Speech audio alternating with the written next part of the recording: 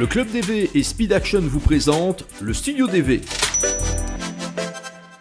Vincent, bonjour, Studio DV. Bonjour Jean-Paul. Bonjour Vincent, on a le grand privilège, le plaisir d'être accueillis pour cet épisode du Studio DV au circuit de Francorchamps par le directeur général Amaury Bartholomé. Merci de nous accueillir, c'est un grand privilège que vous nous faites. Bonjour Jean-Paul, bonjour Vincent et bienvenue comme toujours. Une émission qu'on voulait faire depuis un certain temps. En fait, depuis la nomination en tant que directeur général d'Amaury Bartholomé, on concrétise. Et Amaury, on concrétise avec derrière nous ce fameux chantier qui est en voie de finition maintenant, cette fameuse nouvelle tribune après le Raidillon. C'est la tribune dite Endurance. Comment ça se passe ?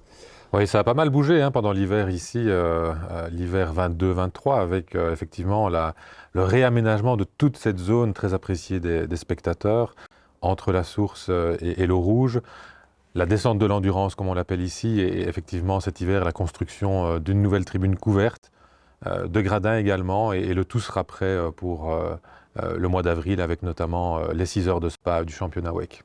Championnat WEC, effectivement. Les chiffres sont impressionnants au niveau capacité. Dites-nous.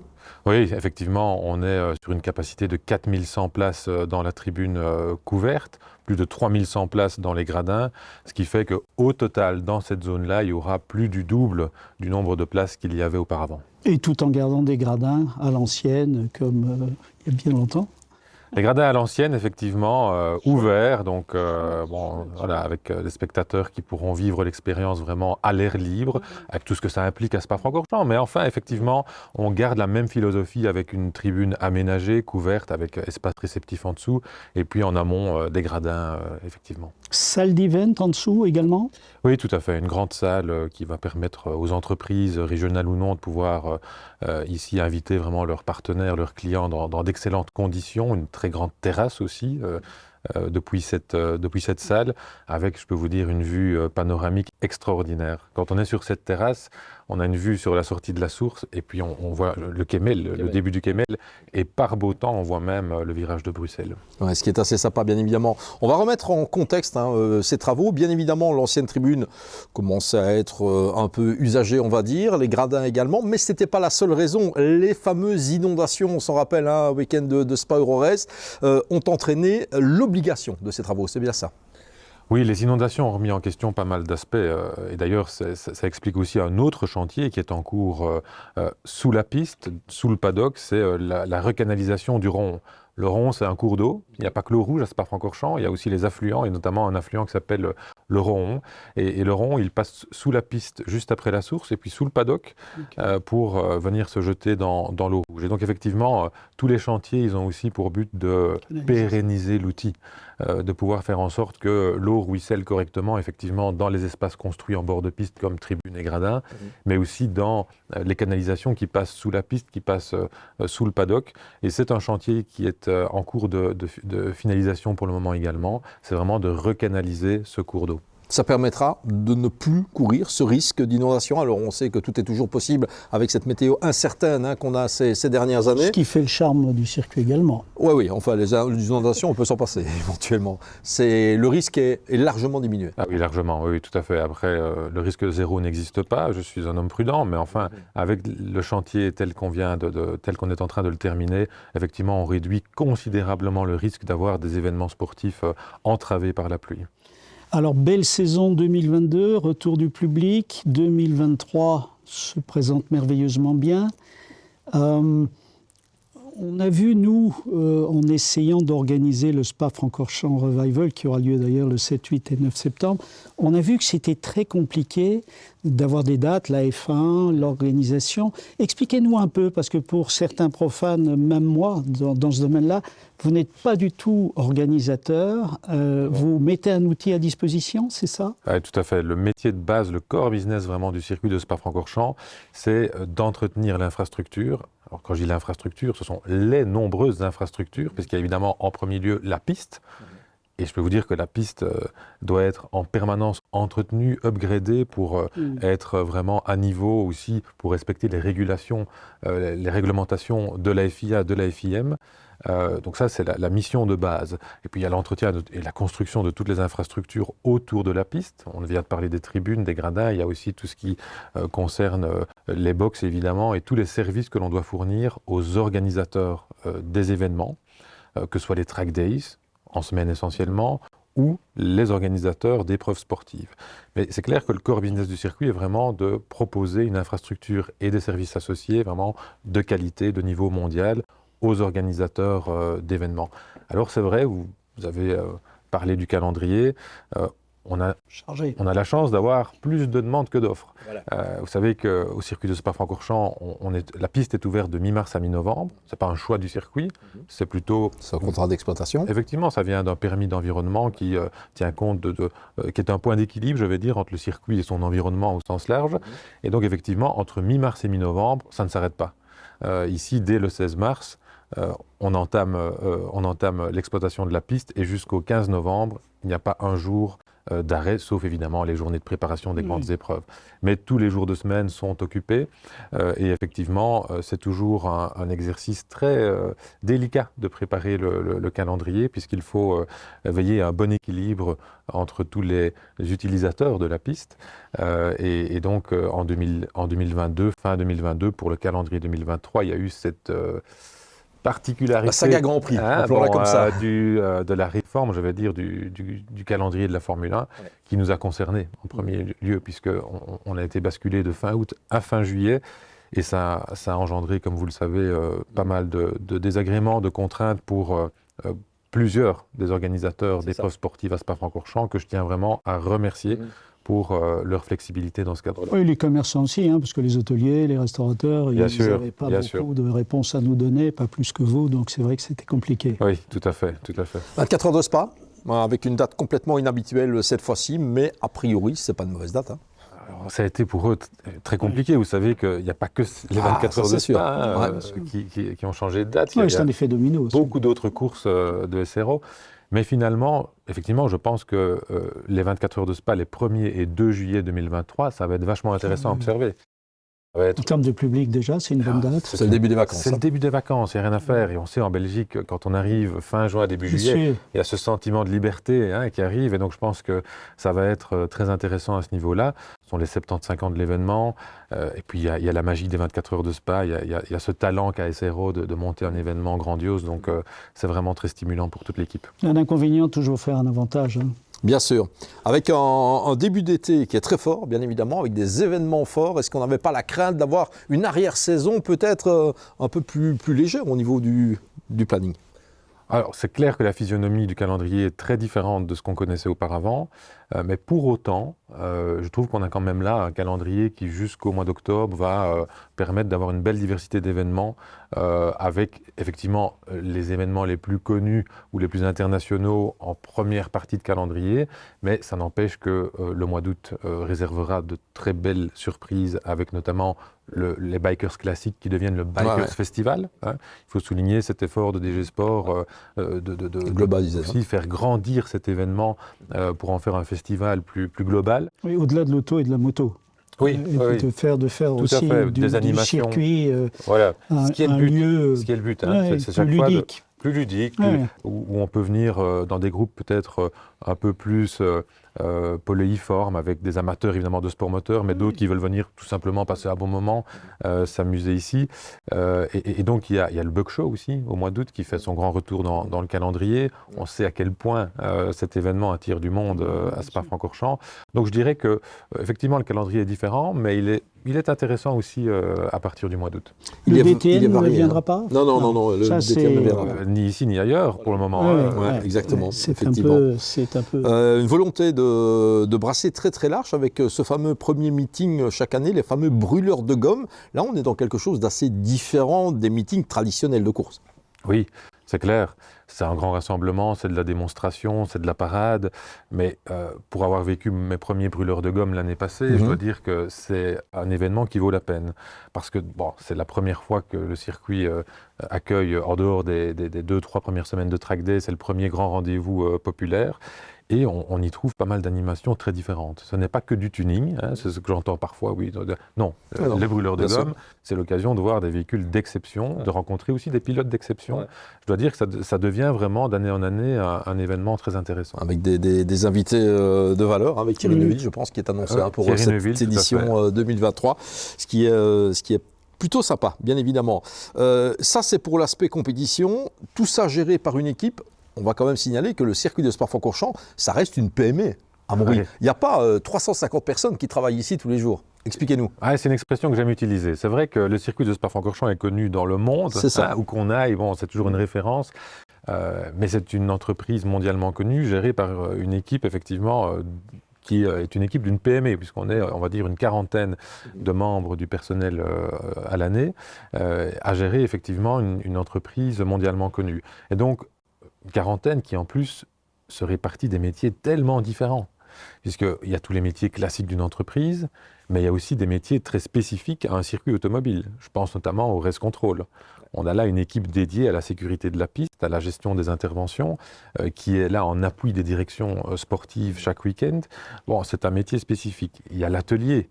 C'est un atelier avec des ouvriers qui sont vraiment spécialisés dans l'entretien d'une piste, d'un circuit automobile. Et donc, je dirais, c'est 40 ouvriers et employés qui se répartissent des métiers très différents. Ça en fait, je peux vous le confirmer, une entreprise très particulière à gérer. Mais effectivement, l'équipe est très attachée au circuit. L'équipe est fière de travailler pour le circuit de Spa-Francorchamps. Et je pense que c'est ce qui permet de faire tant de choses avec une équipe si restreinte. Alors, une PME qui est connue mondialement et qui apporte à une région une notoriété exceptionnelle. Parce qu'économiquement, on parle peu de l'économie, mais c'est évident que c'est un aspect qui est intéressant, je pense, pour la région. Moi, ça me tient à cœur. C'est un des éléments qui m'a motivé à rejoindre l'équipe ici, c'est de pouvoir contribuer à un projet économique majeur pour la région. Et on en a besoin dans notre belle région. Quand on voit rien que le Grand Prix de Formule 1, plus de 40 millions d'euros de retombées économiques, 1 euro d'investissement public en génère 10. On a là 75% du public du Grand Prix de Formule 1 qui reste plus de 3 à 4 jours en Belgique et donc qui consomme, qui séjourne, qui se rend au restaurant.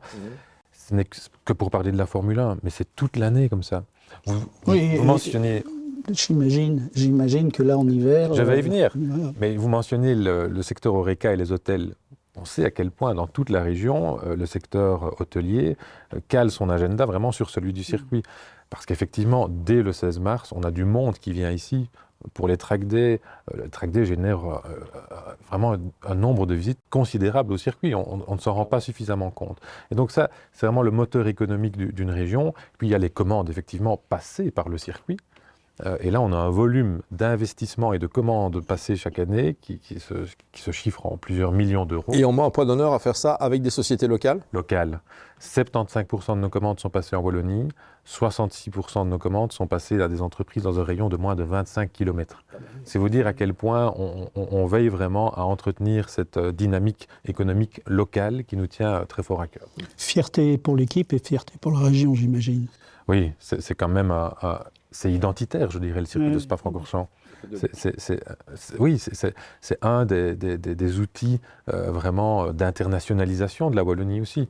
Et donc, c'est à ce titre-là, je pense, que nous sommes aussi soutenus par la Wallonie. Alors, ce Grand Prix de Belgique de Formule 1, il a été renouvelé pour 2023, bien évidemment. Parfait, on aura l'occasion d'en profiter pleinement. On sait que les négociations entre Spa Grand Prix et la Formule 1 se poursuivront pour 2024 et au-delà. On l'espère en tout cas. Qu'est-ce qu'on peut faire au niveau du circuit ? On croise les doigts pour que la Formule 1 continue de fréquenter cette piste ardennaise ici. On dit toujours qu'un circuit de Formule 1 est un circuit qui continue d'aller de l'avant, qui met le cap vers l'avenir, et qu'un circuit qui n'a plus la Formule 1 est un circuit qui commence à stagner. Vous êtes d'accord avec ça ? Alors, tout d'abord, pour répondre à cette dernière question, pas tout à fait, puisqu'il y a des études qui existent, et puis il suffit d'observer ce qui se passe pour les circuits qui n'accueillent plus la Formule 1. Certains, effectivement, déclinent, d'autres parviennent à se réinventer. Mais ce n'est pas tant une question qui compte pour moi. Ce qui compte pour moi, c'est de maintenir cette dynamique d'investissement du circuit qui permet aussi de faire monter en puissance le Grand Prix de Formule 1. On a observé en 2022 une édition du Grand Prix de Formule 1 vraiment plus qualitative encore que les éditions précédentes. Pourquoi ? Parce que Spa Grand Prix a mis le paquet pour faire de cet événement vraiment un événement très qualitatif, avec un accueil des spectateurs augmenté. Ouais. Parce que aussi, avec Spa Grand Prix, le circuit a décidé d'investir dans l'embellissement de l'infrastructure. Quand vous voyez, ça pourrait paraître anodin, mais les fresques qui ont été peintes dans le Raidillon, à la chicane également, ça ajoute à l'image du circuit. C'est l'image de marque. C'est de l'image de Visuel. marque et c'est apprécié par nos interlocuteurs. Il y a eu là des retours d'expérience de la part de la FOM, de Stefano Domenicali lui-même, qui ont dit effectivement, ce Grand Prix de Belgique, il monte en puissance.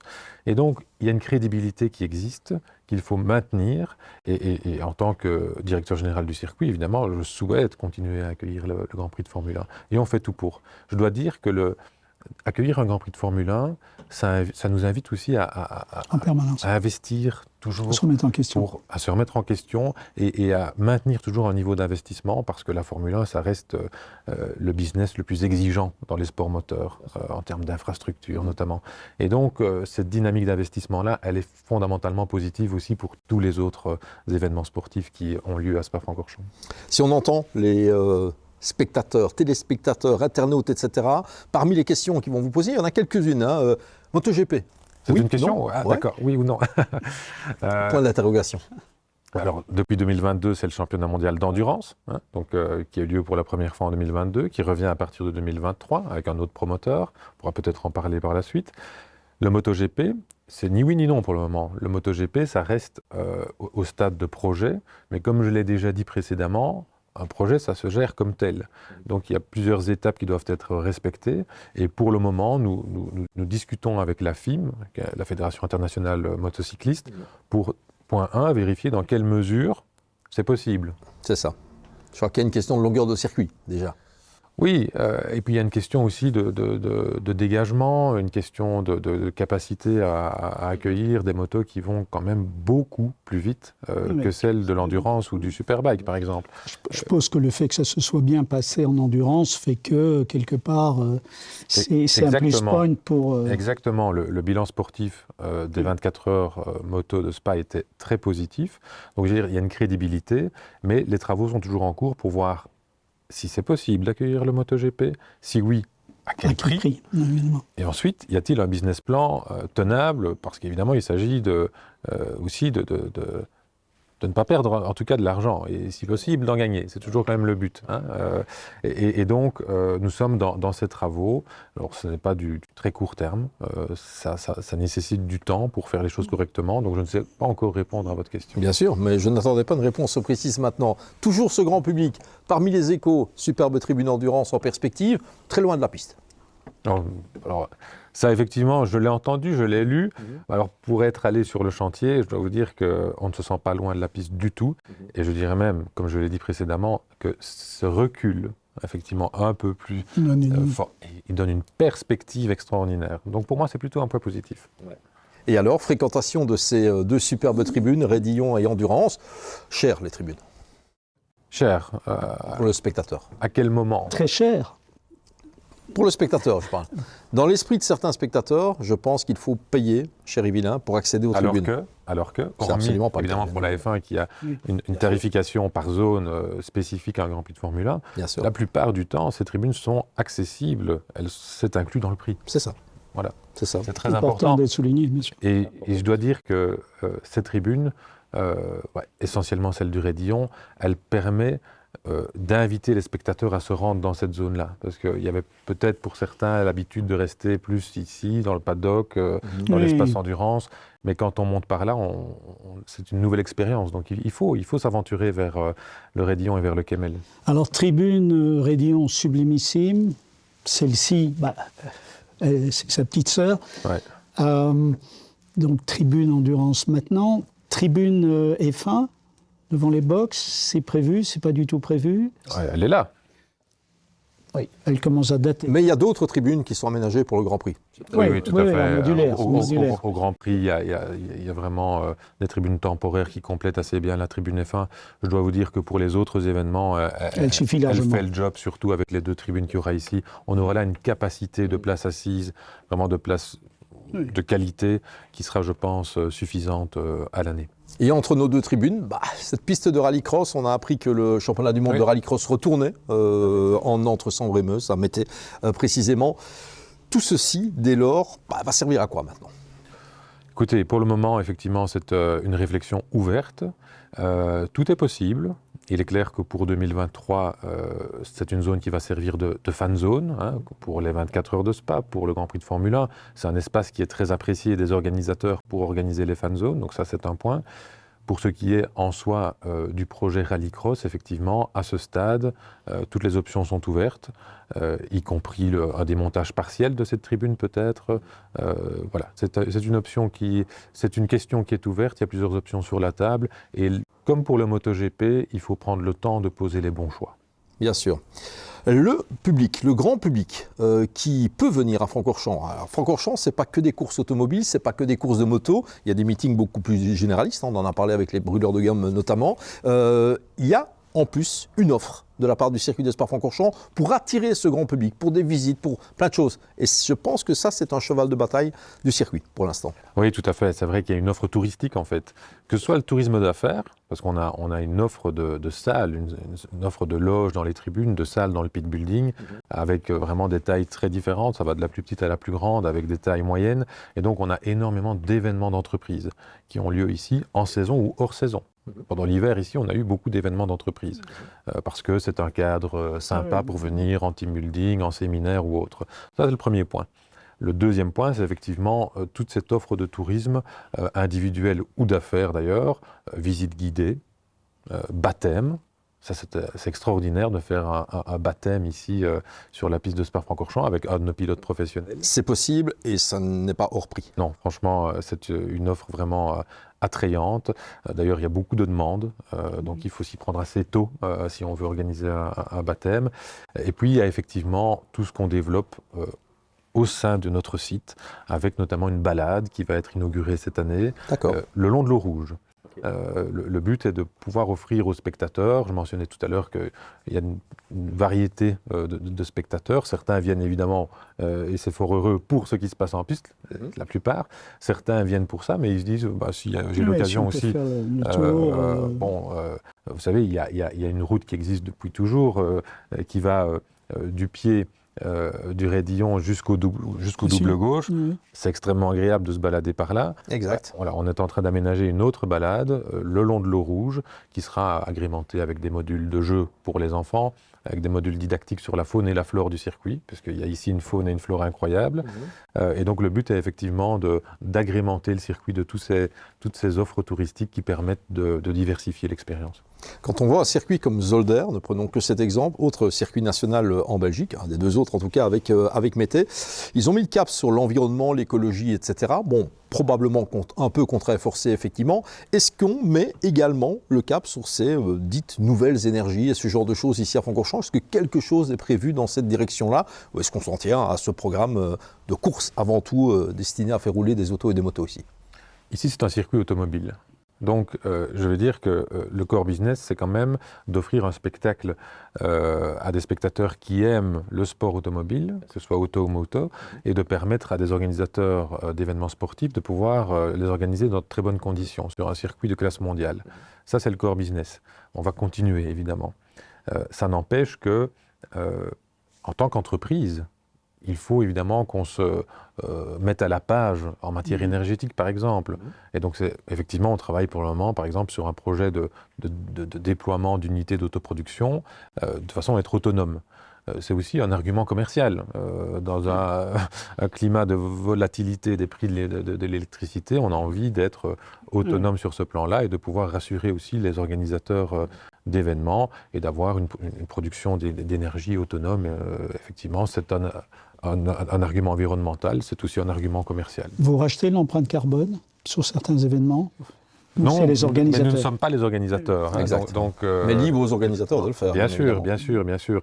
Et puis, il y a, sur le plan environnemental, évidemment, bien d'autres aspects. Et à ce niveau-là, on est très offensif, je vais dire. Il y a notamment toute la récolte des eaux usées. Le circuit a fait un travail énorme pour vraiment améliorer, systématiser la récolte des eaux usées. Ce n'était pas toujours le cas jusqu'à quelques années d'ici. Désormais, effectivement, on a un réseau d'égouttage intégral de façon à ce que tout soit récolté et traité dans une station d'épuration. Il y a également des fûts pour les récoltes d'hydrocarbures à tous les box dans nos paddocks.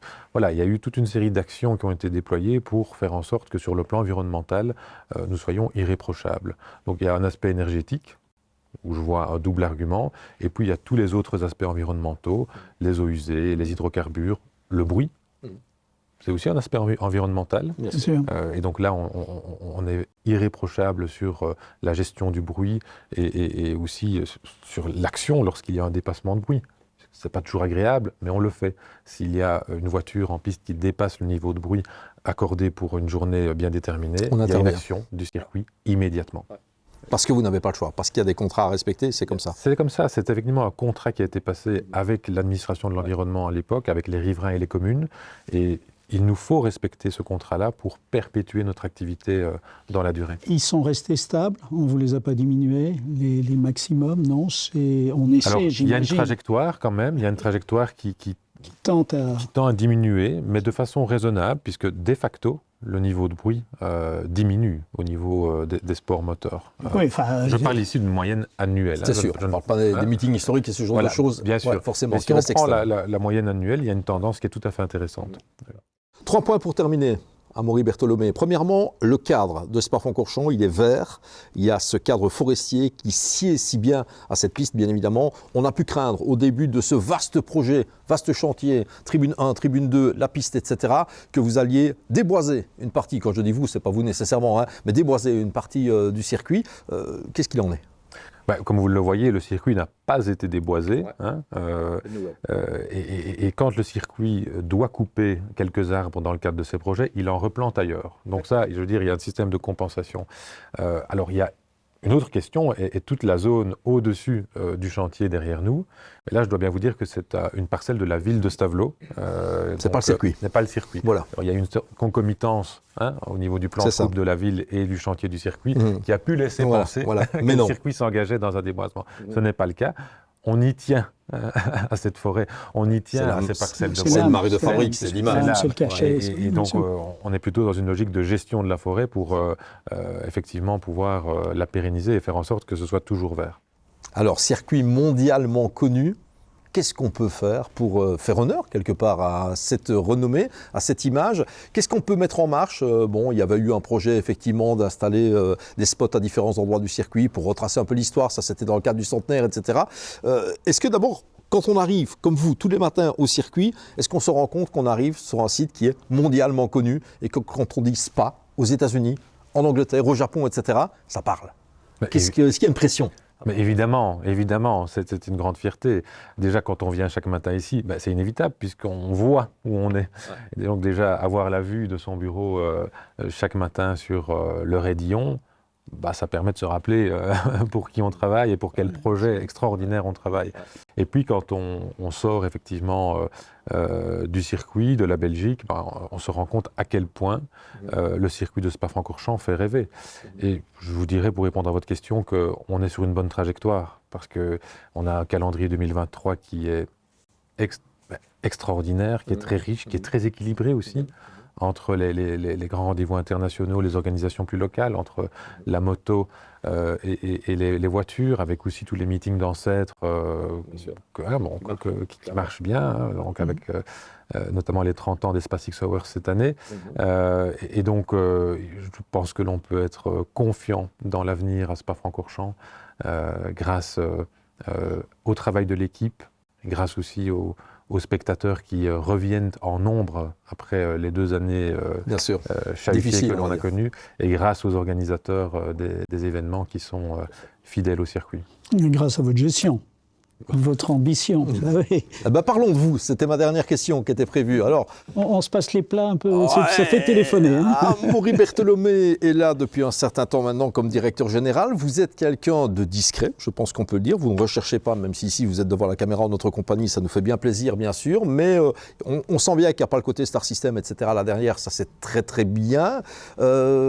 C'est quoi? Vous êtes à la base passionné de sport automobile. Qu'est-ce qui vous a finalement amené du milieu de la politique ici au circuit de Spa-Francorchamps? Alors d'abord, je suis de la région, puisque j'ai grandi à Stavelot et que le circuit, il est à Stavelot. Il est aussi à Malmedy, mais il est essentiellement à Stavelot quand même.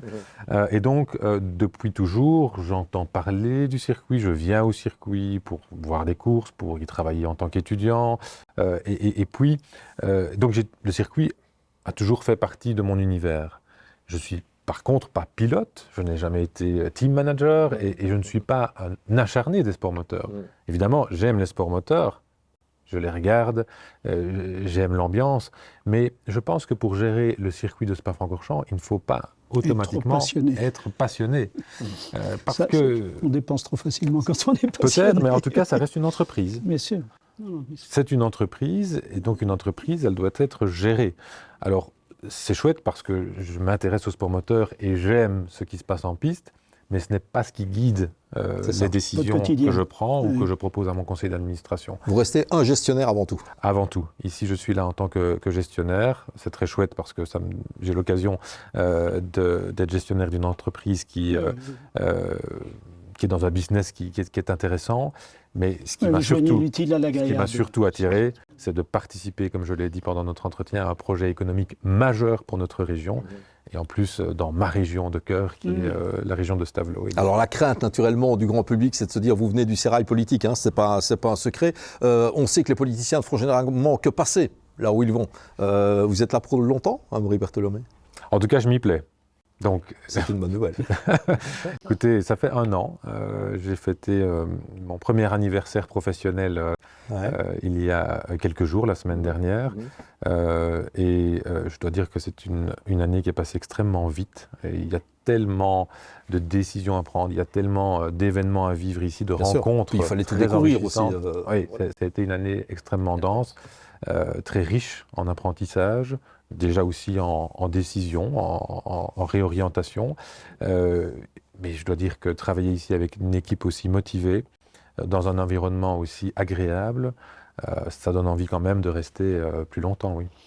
On vous souhaite en tout cas de rester très longtemps à la tête du circuit, que nous soyons toujours accueillis avec autant de gentillesse par vous, par votre équipe, par Séverine. Et voilà, moi C'est un peu la résidence secondaire de plein de gens ici. Hein. Oui. Et c'est pour ça que je pense aussi, pour en revenir aux commentaires du public, eh bien, tout le monde est concerné parce que c'est un peu chez tout le monde ici. Confirmez ça. Ah, ça, c'est une particularité, hein, c'est que tout le monde est propriétaire du circuit de Spa-Francorchamps, tout le monde a sa vérité sur le circuit, et donc il faut être à l'écoute évidemment, parce que c'est de la passion qui parle, mais effectivement c'est parfois un peu particulier. Oui, mais il y a un accueil assez exceptionnel dans la région. Comme je viens d'ailleurs, je peux le dire très facilement. Oui, vous êtes un 0,2. C'est beau, il fallait l'oser. Personnellement, je ne l'ai fait qu'une fois par émission, mais c'est bien. C'est vrai qu'aujourd'hui on m'avait épargné. Oui, non, moi, vous avez remarqué, ça n'avait pas moi, moi, je suis un vrai bruxellois, je viens du BOE. Pour ceux qui ne savent pas ce que c'est que le BOE, c'est quand même merveilleux. Voilà, messieurs, je ne sais pas si, Amaury, vous avez encore quelque chose à ajouter. Vous êtes chez vous, au Studio DV. Vincent? Merci. On va conclure là-dessus, effectivement. Merci pour l'accueil en tout cas, et bonne 2e année à la tête du circuit. Merci. Et de longues années. À très bientôt. Un grand merci et au plaisir de vivre la saison ensemble. Merci, Amaury. Au revoir, merci, à la prochaine. À la prochaine, au revoir.